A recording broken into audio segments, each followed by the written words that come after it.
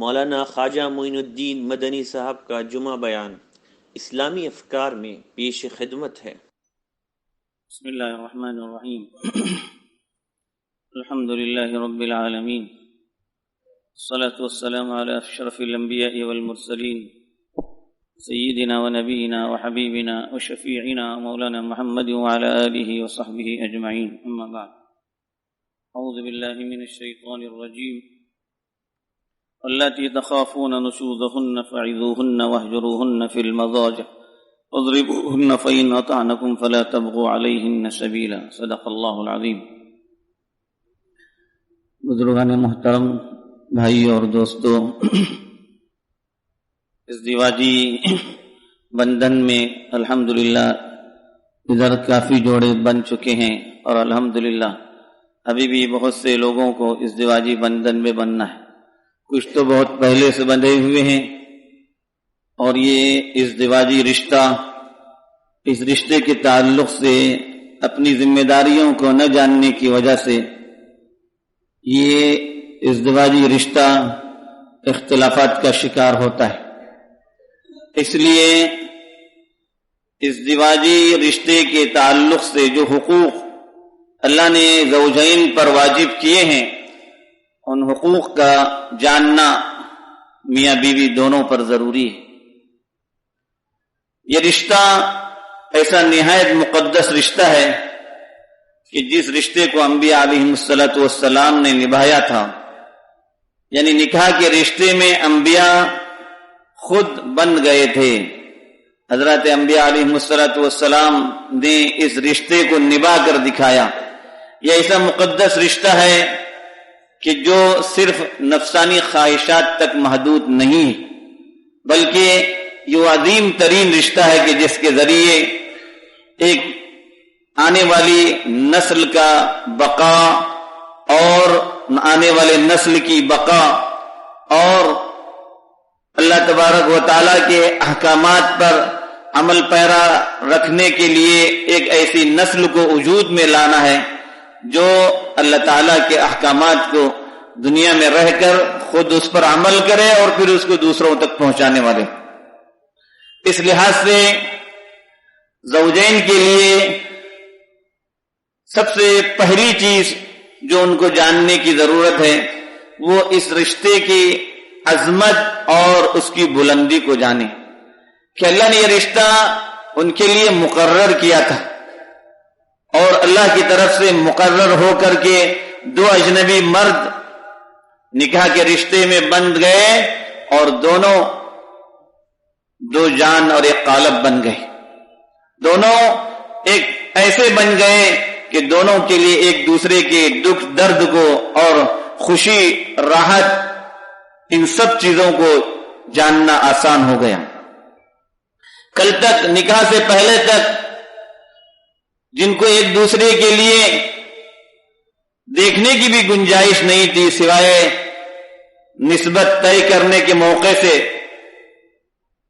آج نکاح کے رشتے میں جب وہ جڑ جاتے ہیں تو دونوں اجنبی سے سب سے زیادہ قریب ترین بن جاتے ہیں، جن کے ملاپ سے دنیا کے اندر انسانوں اور انسانیت اور انسانوں کا جو ہے سلسلہ چلتا ہے۔ اور اس کو اگر ہم دیکھتے ہیں تو سیدنا آدم علیہ السلام سے یہ معاملہ چلا۔ دنیا کے اندر جتنے بھی انبیاء علیہ السلام تشریف لائے، تقریباً تمام تر انبیاء علیہ السلام نے اس طریقے کو اپنایا۔ اسی لیے اللہ کے نبی صلی اللہ علیہ وسلم نے فرمایا کہ نکاح میری سنت ہے، جو میری سنت سے اعراض کرے وہ مجھ سے نہیں۔ یہ رشتہ جب قائم ہو جاتا ہے تو اس رشتے کے بہت سے اصول ہوتے ہیں۔ میاں بیوی کو آپس میں ایک دوسرے کے ساتھ محبت کی زندگی گزارنے کی ضرورت ہے۔ محبت کی زندگی میں وہاں نفرت کو جگہ نہیں دی جا سکتی، وہاں عداوت کو جگہ نہیں دی جا سکتی، وہاں دشمنی کو جگہ نہیں دی جاتی۔ محبت میں ایسا ہوتا ہے کہ اگر میاں بیوی ایک دوسرے کے اندر کسی طرح کی کوئی کمزوری پاتے ہیں، کوئی کوتاہی ایک دوسرے کے اندر دیکھتے ہیں تو اس کے ساتھ عفو درگزر کا معاملہ کرتے ہیں. شوہر اپنی بیوی کے اندر کسی طرح کی کوئی کمی دیکھے تو اس کو حکم دیا گیا کہ وہ اپنی بیوی کو نصیحت کرے اور اس کو اپنے حقوق یاد دلائے. بیوی اپنے شوہر کے تعلق سے کوئی کمی پاتی ہے تو بیوی کی یہ ذمہ داری بنتی ہے کہ وہ اپنے شوہر کو محبت سے سمجھائے اور اس کے اوپر بیوی کے جو حقوق واجب ہوتے ہیں ان حقوق کو اسے یاد دلائے. دونوں انسان ہیں, دونوں سے غلطی کا امکان ہے, دونوں سے کوتاہیوں کا امکان ہے, دونوں سے اللہ کے حکموں کو توڑنے کا امکان ہے. کہیں دونوں سے اگر یہ ہو جائے تو پھر ان کو کہا گیا کہ وہ ایک دوسرے کی غلطی کو درگزر کرنے والے ہوں, معاف کرنے والے ہوں. معافی کے اندر اللہ تعالیٰ نے بڑی برکت رکھی ہے, جبکہ سختی, درستی مزاج کے اندر اور مزاج کے اندر بدلہ لینے کا جو ذہن میں اڑ جاتا ہے, بدلہ لینے کا معاملہ, اس سے زندگیاں سنورتی نہیں ہیں, اس سے زندگیاں کٹ جاتی. اسی طرح سے میاں بیوی کے لیے ضروری ہے کہ وہ دونوں زندگی کے اندر اللہ کی اطاعت و فرما برداری اور تقوی کی زندگی اختیار کریں. اطاعت و بندگی پر ایک دوسرے کو ابھارنے والے ہوں, اس لیے کہ اطاعت و بندگی کے ذریعے ان کی زندگی بڑی پیاری زندگی بنے گی. اس کو اللہ کے نبی صلی اللہ علیہ وآلہ وسلم نے ایک مثال سے سمجھایا کہ اللہ اس مرد سے کتنا خوش ہوتا ہے جو رات کے آخری پہر میں اٹھتا ہے, تہجد کی نماز پڑھتا ہے, پھر وہ اپنی اہلیہ کو, اپنی بیوی کو جگانے کی کوشش کرتا ہے. اگر وہ نہیں اٹھتی تو محبت سے اس کے چہرے پر پانی کا چھڑکاؤ کرتا ہے, پھر وہ بھی اٹھ کر نماز پڑھتی ہے. اسی طرح سے اس بیوی پر بھی اللہ تعالیٰ رحم کی نگاہ سے اس کو دیکھتا ہے جو خود آخری پہر میں اٹھتی ہے اور رات کے آخری میں پہر میں اٹھ کر کے اللہ کے حضور اپنی دوگانہ ادا کرتی ہے, تہجد کی نماز پڑھتی ہے اور دیکھتی ہے کہ اس کے میاں ابھی سوئے ہوئے ہیں, اس کو بھی اٹھانے کی کوشش کرتی ہے. اگر وہ جگتا نہیں ہے تو اس کے چہرے پر محبت سے پانی کا چھڑکاؤ کرتی ہے تاکہ وہ بھی اٹھ جائے اور اس کو بھی اس کی ترغیب دیتی ہے, پھر وہ بھی اٹھ کر جو ہے نماز پڑھنے لگتا ہے. اللہ ان دونوں جوڑوں پر بڑی محبت کی نگاہ سے دیکھتا ہے, ان پر بڑی رحمت کا معاملہ کرتا ہے.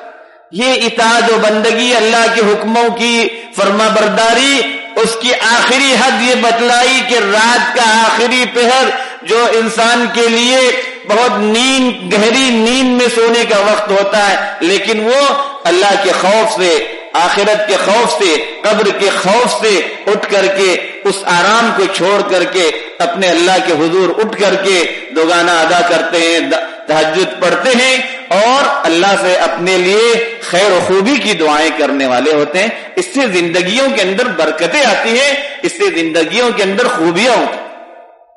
اسی طرح سے اللہ کے نبی صلی اللہ علیہ وآلہ وسلم نے اس بات سے منع فرمایا کہ میاں بیوی آپس میں ایک دوسرے کے ساتھ نفرت کرنے والے نہ ہوں, ایک دوسرے کے ساتھ نفرت کا معاملہ نہ ہو. خود نبی کریم صلی اللہ علیہ وسلم نے فرمایا لا یفرق مؤمن مؤمنہ, کوئی مومن مرد اپنی مومن عورت کے ساتھ نفرت کا معاملہ نہ کرے. اگر اس کی کوئی چیز تمہیں ناپسند ہوگی تو دوسری چیز تمہیں پسند آئے گی تو تم اس کی پسندیدہ چیز کو لے کر کے اس کے ساتھ زندگی نبھانے کی کوشش کرو, اس کے اندر جو غلطی ہو اس کو دور کرنے کی کوشش کرو. قرآن پاک میں فرمایا واللاتی تخافون نشوزہن فعظوہن, وہ عورتیں جن عورتوں کے اندر تمہیں نافرمانی نظر آ رہی ہے کہ وہ اپنے شوہر کی نافرمانی کرنے لگی ہیں, تمہیں یہ محسوس ہونے لگا ہے کہ وہ تمہارے ساتھ غلط رویہ اختیار کر رہی ہیں, تمہارے حکموں کو نہیں مانتی, تو اللہ تعالیٰ نے فرمایا کہ اگر تم اپنی بیویوں کے اندر یہ چیز محسوس کرتے ہو تو ان کو جو ہے واعظ و نصیحت کرو, سمجھاؤ, ان کو اچھی باتیں بتلاؤ, اللہ کے حکم سے ان کو واقف کراؤ. فعظوہن, اس بات سے کام نہ چلے, بات اس پر بھی نہیں منتی کئی بار سمجھایا، محبت سے سمجھایا بیوی کو، مزاج کے اندر ضد ہوتا ہے، ٹیڑھاپن ہوتا ہے، تیری پسلی سے پیدا کی گئی ہے عورت، اس لیے اللہ کے نبی صلی اللہ علیہ وسلم نے فرمایا ان المرأۃ خلقت من ضلع، کہ وہ تیری پسلی سے پیدا کی گئی ہے، اور اگر تم چاہو گے تو اس کو سیدھا، مکمل سیدھا کرو تو یہ ناممکن ہے، یہ مشکل ہے، آہستہ آہستہ اس کو سیدھا کرنے کی کوشش کرو، اور تم ایک دم سے اگر سیدھا کرنے جاؤ گے تو وہ ٹوٹ جائے گی، وَكَسْرُهَا طَلَاقُهَا، فرمایا اس کا ٹوٹنا یہ ہے کہ طلاق پر معاملہ آ کر ختم ہو جائے۔ تو اللہ تعالیٰ نے فرمایا کہ اس کو نصیحت سے سمجھانے کی کوشش کرو، اگر اس سے کام نہ بن پڑے تو پھر فرمایا وَهْجُرُوهُنَّ فِي الْمَضَاجِعِ، ان کے ساتھ بستر الگ کر دو۔ ایک عورت جب اپنے میاں کو محبت کی نگاہ سے دیکھے گی تو کبھی وہ پسند نہیں کرے گی کہ اس کا شوہر اس کے ساتھ اس کے گھر میں ہو اور اس کو بستر سے الگ کر کے وہ سو رہا ہو، وہ کبھی اس کو برداشت نہیں کرے گی، اس کے لیے بہت بڑی سزا ہوگی۔ تو اس کی سزا یہ بتلایا کہ تمہاری بات نہیں مانتی، تم نے بہت سمجھایا، واضح و نصیحت سے کام لیا، اللہ اور اس کے رسول کی باتیں اس کو بتلائی، حقوق اس کو یاد دلائے، ایک نہیں، دو نہیں، 10 نہیں، 100 بار بھی سمجھانے کی ضرورت پڑے تو 100 بار بھی سمجھانے کی ضرورت ہوگی، پھر جا کر بستر کو الگ کرنے کا حکم دیا۔ بستر الگ کرنے سے عورت خود بخود سمجھ جائے گی اب معاملہ بگڑ جائے گا، فوراً اپنے میاں کو منانے کی کوشش کرے گی۔ اس سے بھی کام نہ چلے تو اللہ تعالیٰ نے فرمایا وَاضْرِبُوهُنَّ، پھر ان کے لیے تمہیں گنجائش ہے کہ تم اس کے لیے ان کے ساتھ ان کو ہلکی سی مار مارو، اور مار نہ چہرے پہ ماری جائے گی نہ کوئی ایسی جگہ جس سے خون بہے، ہلکی مار کے ذریعے ان کو سمجھانے کی کوشش کریں گے۔ یہ رفتہ رفتہ عورت کو سیدھے راستے پہ لانے کے جو ہے طریقے قرآن پاک کے اندر سمجھائے گئے۔ یہ نہیں کہ ایک بیوی سے جو ہے کوئی ایسی چیز نظر آئے تو فوراً اس کے ساتھ نفرت کا معاملہ کرتے ہوئے اس کو اپنے سے الگ کرنے کی آدمی کوشش کرتا ہے اور اس سے جو ہے جدائی اختیار کرنے کی کوشش کرتا ہے۔ میاں بیوی کو زندگی کے اندر صبر کے ساتھ زندگی گزارنی چاہیے، بغیر صبر کے زندگی کا تصور ہی نہیں۔ صبر، ایک دوسرے کی اذیت پر ایک دوسرے کو صبر کرنا چاہیے۔ اگر میاں کو اپنی بیوی سے یا بیوی کو اپنے میاں سے کوئی تکلیف پہنچی ہے تو صبر سے کام لینا چاہیے۔ اخراجات کے تعلق سے ہر وقت جو ہے کشادگی نہیں ہوتی، وہ کشادگی کا معاملہ نہیں ہے تو پھر وہاں پر صبر سے کام لینا چاہیے۔ عورت کو ضد نہیں کرنی چاہیے کہ دوسروں کا دیکھا دیکھی اپنے شوہروں سے بھی ہر طرح کی چیزوں کا مطالبہ کرنے لگے، اپنے شوہروں کی جو جائز اور حلال آمدنی ہے، کمائی ہے، اس کو دیکھ کر ان سے جو ہے مطالبہ کرنے والی ہوں۔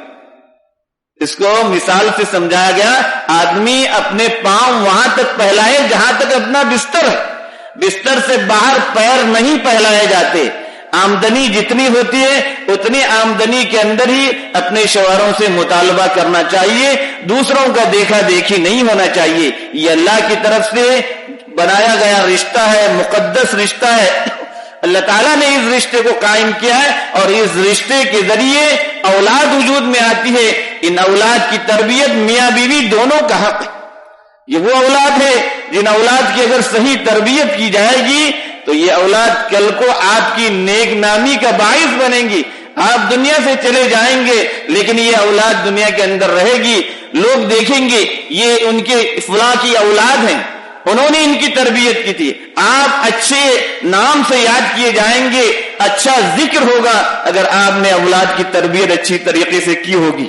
یہ میاں بیوی دونوں کی ذمہ داری ہے، جہاں عورت کی ذمہ داری ہے وہیں مرد کی بھی ذمہ داری ہے کہ وہ اپنے اولاد کی تربیت کے سلسلے میں اپنی بیوی کا ہاتھ بٹھانے والا ہو، اس کا تعاون کرنے والا ہو۔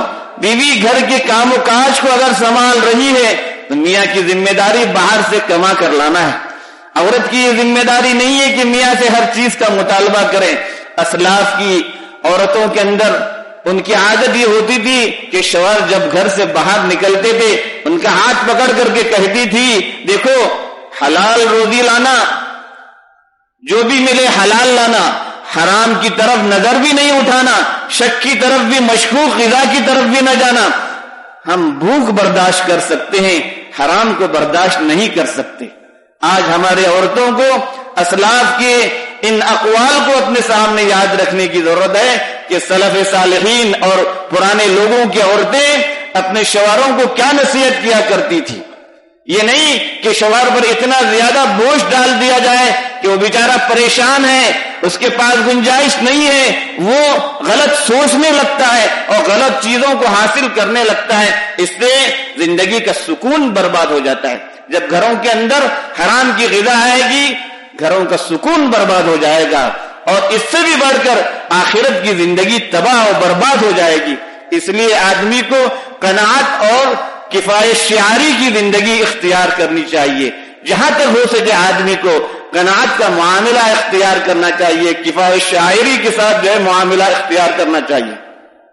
عورت, اس کے لیے اس کا شوہر اتنے بڑے درجے کا ہے کہ اللہ کے نبی صلی اللہ علیہ وسلم نے فرمایا تم اپنے شوہروں کی اطاعت تمہارے اوپر فرض ہے.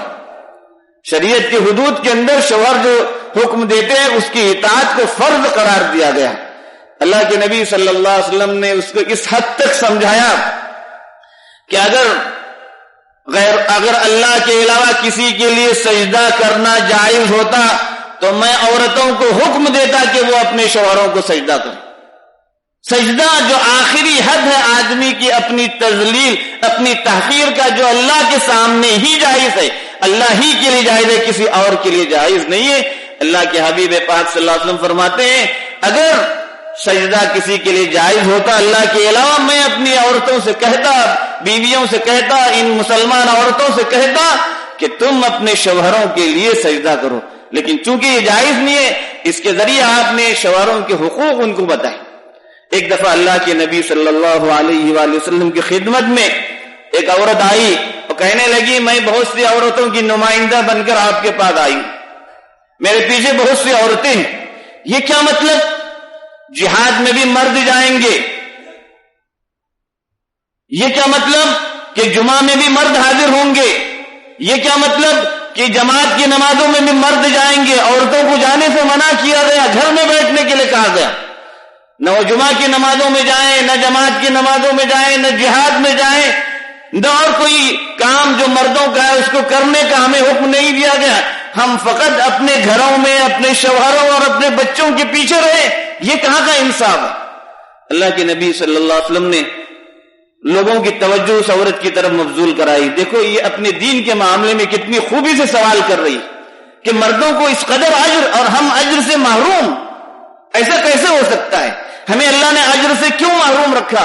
ہم بھی جہاد میں جاتی, ہم بھی جمعہ کی نمازوں میں شریک ہوتی, ہم بھی جماعت کی نمازوں میں شریک ہوتی, ہم بھی وہ بہت سے کام کرتی جن کاموں کے کرنے کا مردوں کو حکم دیا گیا اور ان کو بڑے سے بڑے اجر کا وعدہ کیا گیا. ہمیں اس سے محروم کیوں رکھا گیا؟ اللہ کے نبی صلی اللہ علیہ وسلم نے فرمایا خوب اچھی طرح سے سن لے, اور تو جن کی نمائندہ بن کر آئی ہے ان کو جا کر بتلا دے کہ تم عورتوں کا اپنے شوہروں کی اطاعت و فرما برداری کرنا, ان کے حقوق کو جانتے ہوئے تمہیں گھر میں بیٹھ کر اللہ تعالیٰ وہ تمام ثواب اور اجر عطا کرے گا جو مردوں کو باہر نکال کر کے دیا جا رہا ہے. اس لیے کہ تم نے اپنے شوہروں کے حقوق کو جانتے ہوئے گھر میں بیٹھ کر یہ کام کیا ہے, اللہ تمہیں اس کا اجر و ثواب پہنچائے گا. وَقَلِيلٌ مِّنكُنَّ, اور پھر فرمایا تم میں سے بہت کم عورتیں اس بات کو جانتی ہوں گی کہ انہیں اپنے شوہروں کی اطاعت و فرما برداری, ان کے حقوق کا شکر ادا کرنا چاہیے. ایک دفعہ اللہ کے نبی صلی اللہ علیہ وآلہ وسلم نے فرمایا, وعظ و نصیحت فرما رہے تھے, فرمایا آپ نے کہ میں نے جہنم میں سب سے زیادہ عورتوں کو دیکھا. چونک گئی عورت, یہ کیا ہے کہ ہم سب سے زیادہ جہنم میں جائیں گی؟